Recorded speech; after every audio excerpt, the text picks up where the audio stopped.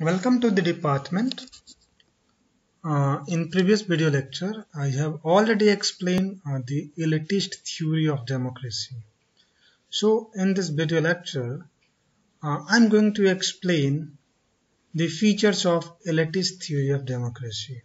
जैसा कि मैं previous video lecture में मैंने elitist theory को explain किया था और मैं इस video lecture में elitist थ्योरी के विशेषताएं के बारे में बताएंगे। तो अगर इसकी पहली विशेषता देखें तो ये बोलता है अकॉर्डिंग टू दिस थ्योरी, इन सिद्धांतकारों के हिसाब से लोकतंत्र में जो कि मूल्यों और आदर्शों पर आधारित है, वास्तविकता में ये मूल्य और आदर्श लोकतंत्र में मौजूद नहीं है, ये अब्सेंट है, इनकी गैर मौजूदगी है। और वास्तविकता ये है कि पॉलिटिकल सिस्टम जहां डेमोक्रेसी है वहां कुछ ही लोग पूरे सिस्टम पे अपना कब्जा रखते हैं। कहने का मतलब ये है कि यह मूल्यों और आदर्शों के बजाय समाज की राजनीतिक वास्तविकता पे जोर देता है। और राजनीतिक वास्तविकता ये है कि यहाँ लोकतंत्र में जो जनता की भागीदारी है उसको ये स्वीकार नहीं करता, उसको ये नहीं मानता है। और यह लोकतंत्र को जनता द्वारा शासन न मानकर जनता के लिए शासन मानता है और कहता है कि विशिष्ट वर्ग के अभाव में, मतलब इलीट क्लास के अब्सेंस में, इलीट क्लास के अभाव में लोकतंत्र निरर्थक हो जाएगा और यह लोकतंत्र न होकर भीड़ तंत्र में परिवर्तित हो जाएगा, जिससे शासन चलाना मुश्किल हो जाएगा। Means it wanted to say that the morals, values, or better to values and ideals which is associated with the liberal democracy is not the reality. The political reality is that without elite to run the government is not possible, and they are of the view that people should not be much interfering in the government, and they are of the view also that the democracy is ruled by the elite but for the people. So now I am going to move to the next features of this theory. And the next feature is very important. Why? Because as we know that in democracy few people, means the elite is going to rule. So there is a struggle for power. There is a struggle for power among the few, or here few are those the elite classes. जो अगला विशेषता है वो ये कहता है कि लोकतंत्र में जो कुलीन वर्गों के बीच, इलीट क्लास के बीच सत्ता का संघर्ष होता है। मीन्स कुलीन वर्गों के बीच ओनली, इलीट क्लास के बीच, न कि सभी के बीच। अगर हम अगले विशेषता की तरफ बढ़े तो अगले विशेषता, जैसा कि आप जानते हैं कि अगर इलीट है तो इलीट रूल कर ही रहा है, तो वहां जनता को मतलब लोकतंत्र को अगर सफल होना है, अगर लोकतंत्र को सफल होना है तो जनता को सरकार से दूर रहना चाहिए। Means if there is a requirement that what the government to function very properly, the government should be successful, then obviously people should be away from the government, and then only the successful democracy can develop. Now I will move toward the next feature, and the next feature is what is related to the decision making. Means who is going to take the political decision. in democracy. In reality, it is well known that the elite class, the ruling elite, is going to take the political decision, but it doesn't mean that in this case also there is a no democracy. Why? Because okay, it is reality that the political decisions are being taken by the elites, but one thing is there: after completion of 5 year or term of the election, or term of the better to say the ruling elite, people get an opportunity to express their emotions, and they are having the power to change the government, and there is a open field for all to come in this elite class. Means better to say there is a chances of circulation of elite. कहने का तात्पर्य है कि जितनी भी राजनीतिक decision है, political decision है, वो कुछ एलीट, रूलिंग एलीट के द्वारा लिया जाता है। इसका कतई मतलब नहीं है कि लोकतंत्र मौजूद नहीं है। लोकतंत्र इस सेंस में मौजूद है कि जब 5 साल के बाद, 4 साल के बाद जगह जगह के ऊपर जब चुनाव आता है तो लोग, जनता अपनी भावनाओं को अपने वोट के द्वारा जाहिर करते हैं और सरकार को चेंज करता है। और साथ में ये जो एलीट क्लास का जो एक एलीट क्लास का जो ग्रुप है, ये रिस्ट्रिक्टेड नहीं है, कोई भी एलीट बन सकता है, कोई भी इस एलीट में आके सत्ता पे हक जमा सकता है। लेकिन एलीट होने के लिए क्लियर कटे समाज के निचले स्तर से ऊपर स्तर तक आना होता है। और कहने का मतलब ये है कि जो एलीट है, एलीट बनने के लिए कोई रिस्ट्रिक्शन नहीं है। सर्कुलेशन ऑफ एलीट मतलब एलीटों के बीच कंपटीशन होता है और फिर वो आगे आते हैं और क्या करते हैं,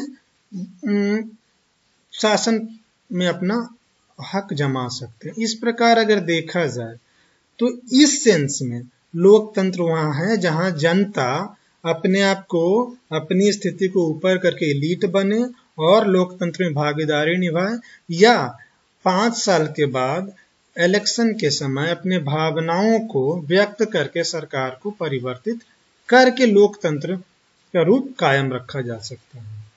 अगर हम अगले विशेषता की तरफ बढ़े तो अगली विशेषता क्लियर कट है कि ये है कि जो पॉलिसी मेकिंग है, वो पॉलिसी मेकिंग आम जनता की बस की बात नहीं है और उनके लिए ये संभव भी नहीं। मतलब आम जनता नीति निर्माण में, नीति निर्णय में सक्षम नहीं है और ये उनके लिए वांछनीय भी नहीं है, उनके लिए वांटेड भी नहीं है। Means what is here to say is that the policy making is not very easy, not very easy task. It's not going to be a very easy task for the people, so it's impossible for them and at the same time unwanted.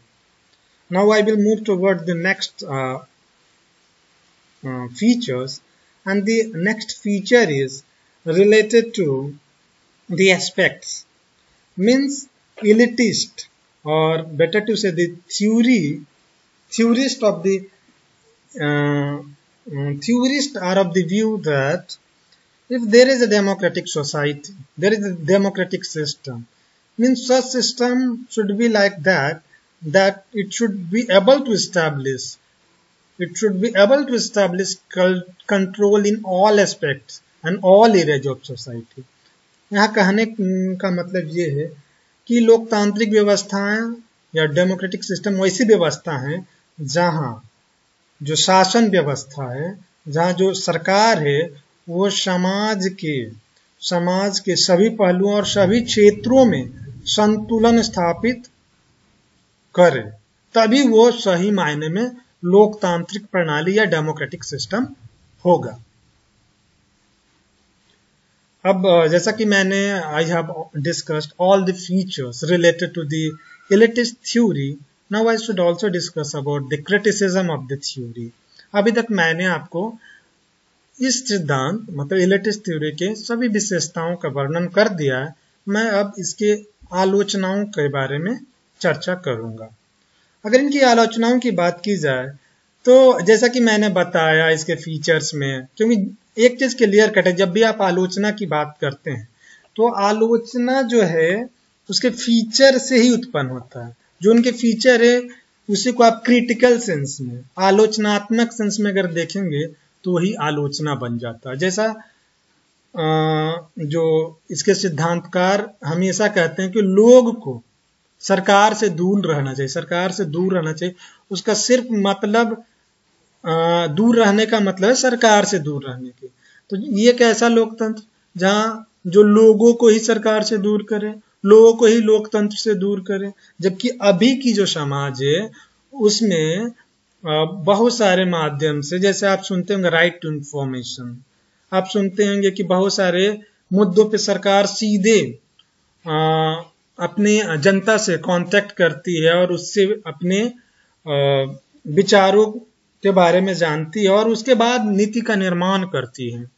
Means in today's world it has been seen that the government, even in the big country like United States of America and India, they used to take the opinions from the people on number of issues, and on the basis of that the decision is being taken, and all these opinions are apart from the normal or general election which is periodical in nature।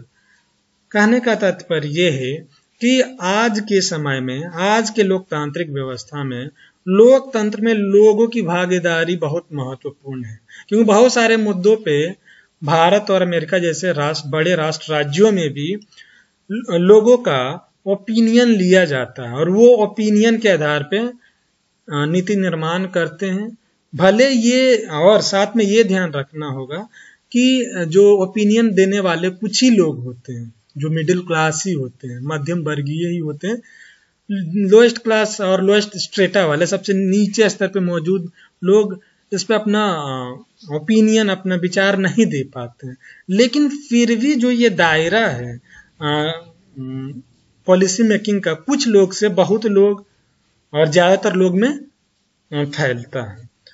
और ये जो भी opinion है, ये जो सामान्य और जो पेरियोडिकल चुनाव होता है, जो एक निश्चित समय के बाद जो चुनाव होता है, उसके अलावा का गतिविधि है। मतलब ये किसी न किसी तरीके से आज कल की सरकारें अपने नागरिकों को, अपने लोगों को, अपने जनता को चाहती है कि वो पार्टिसिपेट करे और अपना विचार दे। अब आगे बात करेंगे कि पॉलिटिकल पार्टिसिपेशन, जैसा कि ऑलरेडी मैंने बताया, इसी पॉइंट का एक्सटेंशन है, इसी का ये अगर एलोबरेट मतलब डिस्क्रिप्शन है। इसमें ये थ्योरिस्ट मतलब एलिटिस्ट बोलते हैं कि पॉलिटिकल पार्टिसिपेशन, लोगों का जो पॉलिटिकल पार्टिसिपेशन वो कम से कम हो और वो सिर्फ और सिर्फ चुनाव तक ही सीमित हो।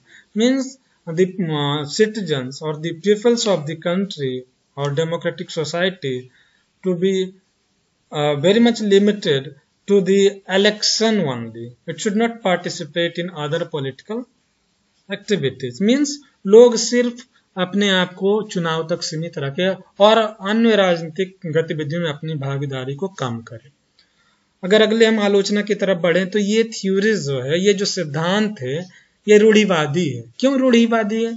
क्योंकि ये क्या कहती है कि कुछ ही लोग शासन करेंगे, मतलब कुछ जो सबसे समाज में सबसे ऊपर है हर स्थिति में, चाहे वो एजुकेशन हो, इंडस्ट्रियल सेंस हो, इकोनॉमिकल सेंस हो, आर्थिक आधार हो, बौद्धिकता के आधार पे किसी भी क्षेत्र में जो सबसे ऊपर है वही शासन करेंगे। तो इससे क्या होता है कि जो नीचे वर्ग वाले हैं वो शासन ना करें। तो ये एक तरह का रूढ़िवादिता का संकेत देने वाला है।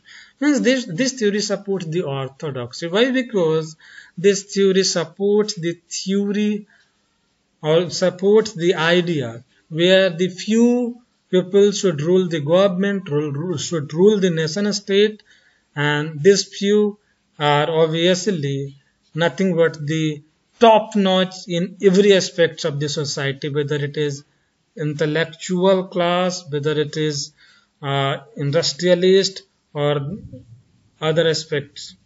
So it is the supporter of orthodoxy. Now I will move toward the next criticism, that is what obviously the elite class were unable in establishing control in the society. Means these elites have been unable in ruling the nation state properly so that there should be a harmony or control in the society. ऐसा देखा गया है कि जो कुलीन वर्ग, जो समाज के कुलीन वर्ग जो राजनीतिक सत्ता को अपने हाथ में रखते हैं, वो समाज में संतुलन स्थापित करने में असमर्थ रहे हैं। अगर अगले क्रिटिसिज्म की तरफ बढ़े तो ये जो सिद्धांतकार हैं, जो एलिटिस्ट हैं, वो विचारधारा को समाप्त करने की बात करते हैं, जो कि जायज नहीं है, क्योंकि बिना विचारधारा के समाज का विकास संभव नहीं है। Means the theorist of are of the view to end the ideology, they want that ideology should be ended, but it's not right, because without ideology society cannot progress.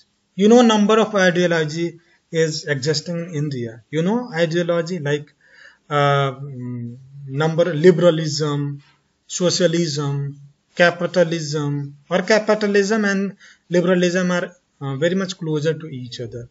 अगर हम विचारधारा की बात करें तो विचारधारा ideology is nothing but the world view, मतलब एक विश्व दृश्य है जो एक विश्व के बारे में एक अपना व्यू देता है, और वो व्यू बहुत सारे विचारधाराओं जैसे कि उदारवादी विचारधारा, उदारवाद के द्वारा, समाजवाद के द्वारा, साम्यवाद के द्वारा ये अपने व्यू देते हैं जिससे समाज का विकास होता है। जैसे अगर उदारवादी हमेशा कैसी विचारधारा देते हैं, कैसी विचार देते हैं कि वो व्यक्ति के प्रति, व्यक्ति की स्वतंत्रता, व्यक्ति के अधिकार की बात करते हैं, व्यक्ति को केंद्र में रख के अपने विचार को व्यक्त करते हैं। उसी प्रकार सोशलिस्ट समाज को ध्यान में रख के, सोसाइटी को सेंटर में रख के अपने विचार को प्रकट करते हैं और समाज के विकास की बात करते हैं। अब आगे हम बात करेंगे वो है क्या कि जैसा कि अभी मैंने बताया कि ये जो एलिट थ्योरी के जो सिद्धांतकार हैं वो हमेशा चाहते हैं कि शासन एलिट क्लास के हाथ में हो। जब एलिट क्लास के हाथ में शासन होगा तो क्लियर कट उनके पास आर्थिक और राजनीतिक शक्तियां उनके पास रहेगा। जब उनके पास आर्थिक और राजनीतिक शक्तियां आ जाएगी तो समाज में अपने हिसाब से पूरे देश, पूरे राष्ट्र राज्य को बनाएंगे और वो सामाजिक कल्याण की गतिविधियों से अपने आप को दूर रखेंगे। Means this theory gives the control of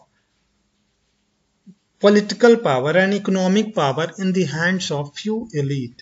Means the few elites is going to control all the economic and political activities of the nation state. So obviously they will not going to act in the favor of the poor masses of the society. So this is the biggest drawback, the biggest criticism of the elitist theory of democracy. यह लोकतंत्र का सबसे बड़ा विशिष्ट वर्गीय लोकतंत्र के सिद्धांत का सबसे बड़ी आलोचना है। अब मैंने इसके merit demerit, features and criticism means विशेषताएं और आलोचनाओं पे चर्चा किया। अब इसके तमाम आलोचनाओं को होते हुए इसके महत्व, इसके इम्पोर्टेंस, इसके महत्व और इसके इम्पोर्टेंस को दरकिनार नहीं किया जा सकता। क्यों?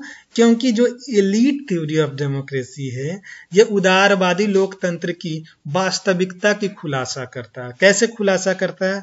जैसा बोलता है उदारवादी लोकतंत्र में कि ये जनता का, जनता के लिए, जनता के द्वारा शासन है, जिसमें एलीट थ्योरिस्ट बोलते कि नहीं, ये जनता का शासन नहीं है, ये एलीट क्लास का शासन है, ये विशिष्ट वर्गों का शासन है, ये जनता का शासन नहीं है, बल्कि जनता के लिए शासन है, लेकिन जनता के द्वारा शासन नहीं, जनता का और जनता के द्वारा शासन नहीं है। तो इस प्रकार ये जो इलीट थ्योरिस्ट है वो उदारवादी लोकतंत्र, लिबरल डेमोक्रेसी और क्लासिस्ट डेमोक्रेसी के वास्तविकता को का खुलासा करता है और इसको नैतिकता और आदर्शों के बजाय समाज में मौजूद वास्तविकताओं से इसको रूबरू कराता है।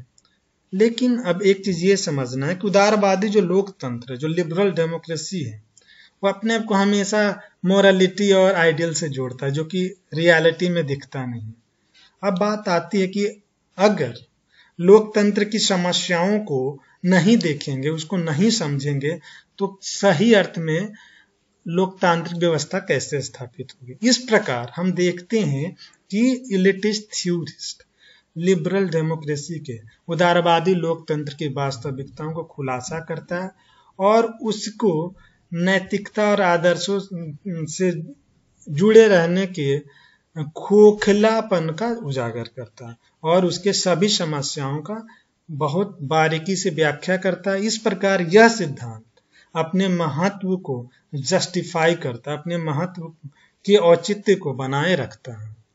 So I can say that though there are number of criticism of elitist theory of democracy, but then also the importance of this theory cannot be denied. Why? Because it discloses the number of reality which is existing in the liberal democratic country or nation state, where there is a rarely morality and ideals on which such government or government in the liberal democratic country is working.